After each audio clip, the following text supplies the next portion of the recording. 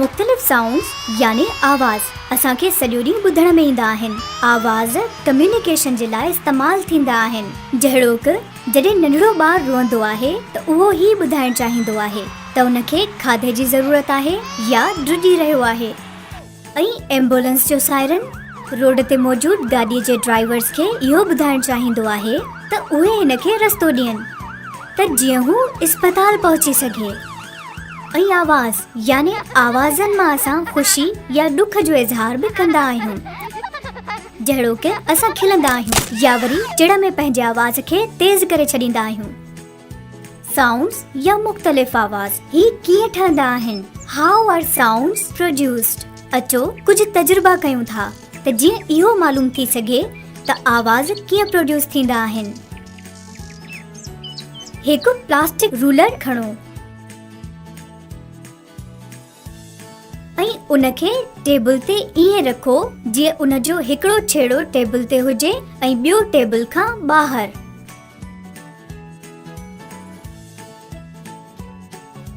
Table ते हथ जे ज़रिए रूलर खे दॿाए रखो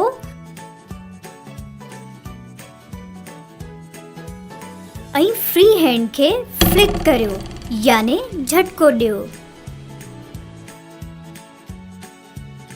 What did you observe? तव्हां छा ॾिठो?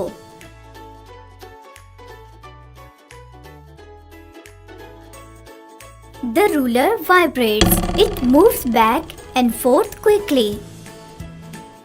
रूलर अॻियां पोयां हरकत कंदो। छा तव्हांखे को आवाज़ ॿुधण में आयो? Did you hear a sound when the ruler was vibrating? Sounds are produced by vibrations. आवाज़ वाइब्रेशन मां पैदा थींदा आहिनि।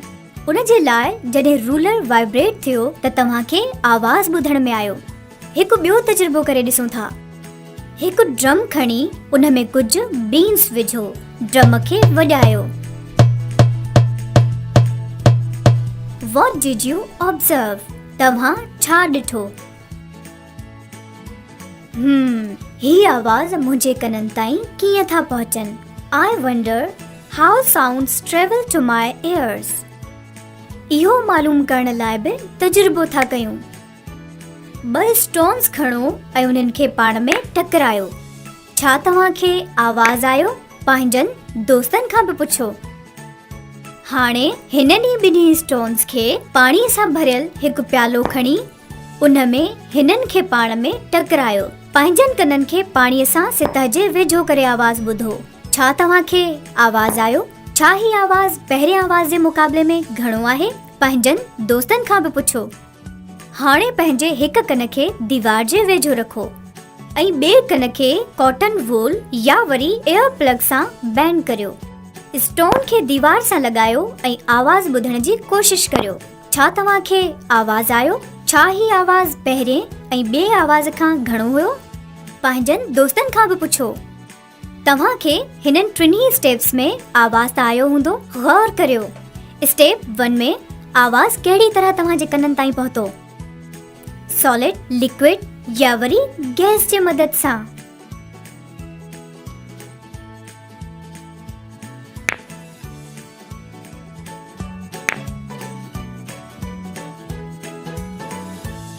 तव्हांजे कननि ताईं आवाज़ हवा यानी गैस जे ज़रिए पहुतो। स्टेप 2 में आवाज़ कहिड़ी तरह तव्हांजे कननि ताईं पहुतो? सॉलिड, लिक्विड या वरी गैस जे मदद सां?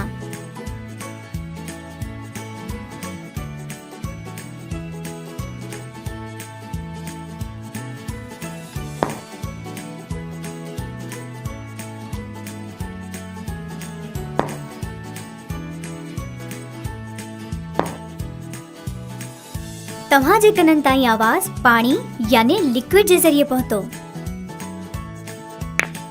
स्टेप 3 में आवाज़ कहिड़ी तरह तव्हांजे कननि ताईं पहुतो?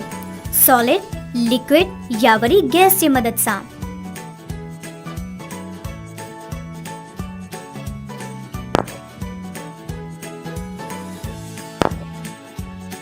तव्हांजे कननि ताईं आवाज़ दीवार यानी सॉलिड जे ज़रिए पहुतो। त साउंड खे हिक जगह खां ॿी जगह ताईं वञण जे लाइ मीडियम जी ज़रूरत हूंदी आहे।